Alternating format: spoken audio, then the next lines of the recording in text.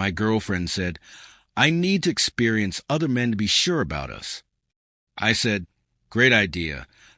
I started dating her coworker the next day. She came back crying. It was a test to make you fight for me. But I told her I was too busy enjoying my new relationship to fight. I'm honestly still trying to wrap my head around how wild the last few weeks have been.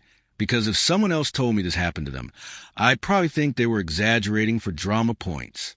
But nope, this is my real life. My name's Ethan, I'm 33, and I thought I had a stable 2.5-year relationship with my girlfriend, Jessica, 28. We didn't live together yet, but we basically rotated weekends at each other's places, and had talked about moving in next year.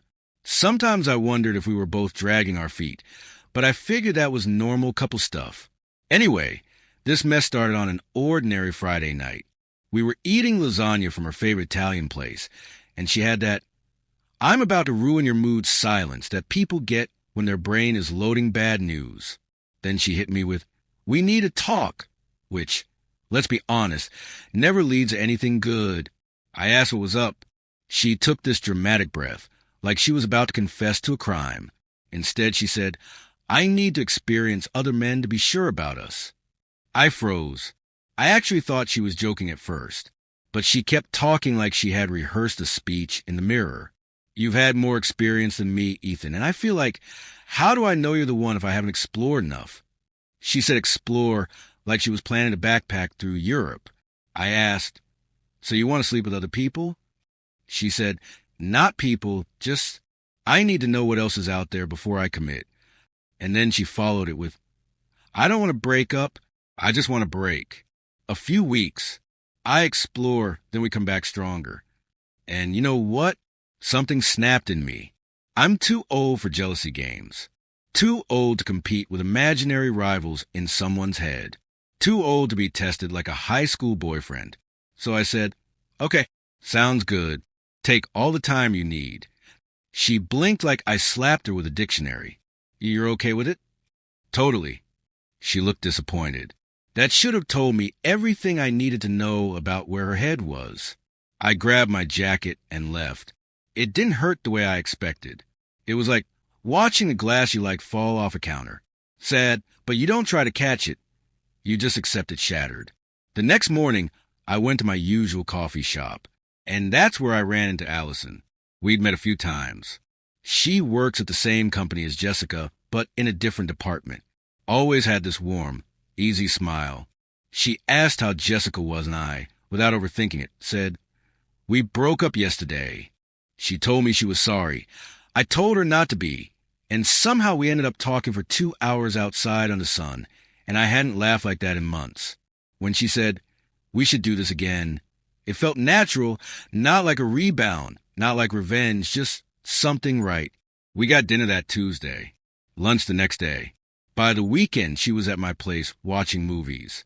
I liked her, genuinely. And I didn't feel guilty about it because my relationship with Jessica was done the moment she said she wanted to experience others. 10 days later, Jessica called. She sounded shaky. Can you come over? I need to talk. Can't, I said. I've got dinner plans. Plans? With who? Someone I'm seeing. Dead silence followed by, it's been 10 days, Ethan.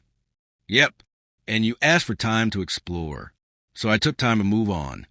That's when she cracked. It was a test. I wanted to see if you'd fight for me. There it was. The game. The manipulation. The childishness dressed up as emotional depth. I told her, adults communicate, Jessica. They don't test their partners like lab rats. She started crying, saying she realized she made a huge mistake, that she didn't want to lose me, that she never actually did anything during the break, that she just needed me to chase her. I told her I wasn't interested in chasing anyone, especially not someone who thought breaking a relationship was an acceptable way to gauge love. She didn't take that well. For the next few days, the texts rolled in, I can't believe you chose some random girl over me. You move on so fast. Does our relationship mean nothing to you? You knew I didn't mean it literally. You're heartless. I didn't respond to any of it. Muted her number. That's when her best friend, Madison, called to yell at me about how I should have known It was a test, then a mutual friend, then another. Apparently, Jessica had launched a poor me campaign, telling everyone I abandoned her. But the real explosion happened when she showed up uninvited at my apartment, right as Allison was about to arrive for dinner.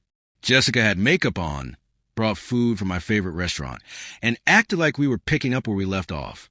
I told her firmly she needed to leave. She demanded to know who I was seeing. I said it didn't matter.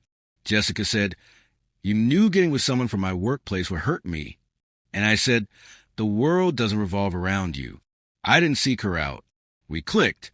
She insisted it was just a rebound, and I'd wake up eventually. I told her I wouldn't. She left furious, taking the food she brought with her. Allison arrived minutes later. I explained everything, and she handled it with grace, though she was understandably uncomfortable. I promised her I'd deal with it. But Jessica wasn't done. Not even close. The next week, she showed up at Allison's workplace, an actual corporate office, demanding to talk woman to woman. Security had to escort her out. Then Jessica's mom called, calling Allison a homewrecker, telling me I was destroying Jessica's life, demanding I fight for love like in a movie. I told her politely to stop calling and blocked her.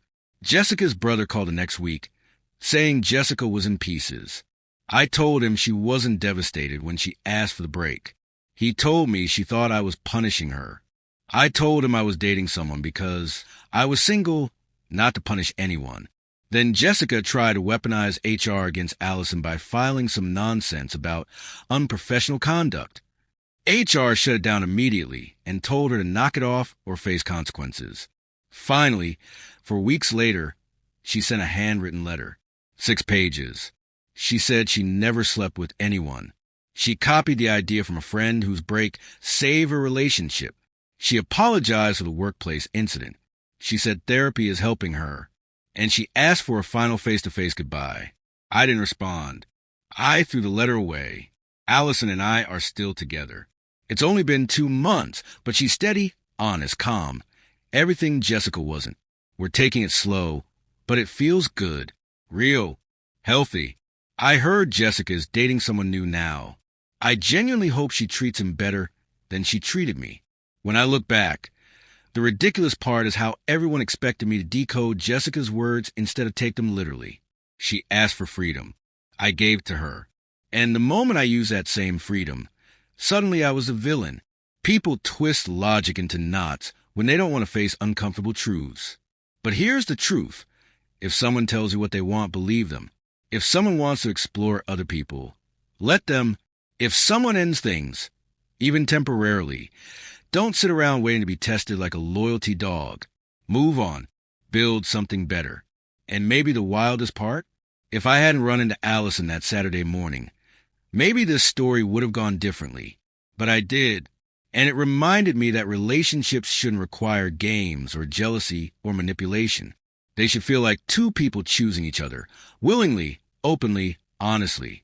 Not through tests. Not through coercion. Not through theatrics. Just 2 adults choosing to stay. So yeah, Jessica wanted to experience other men to find out if she loved me. I experienced peace, maturity, and someone who actually communicates. And that told me everything I needed to know. This chapter is closed. And for the first time in a long time, I'm not looking back.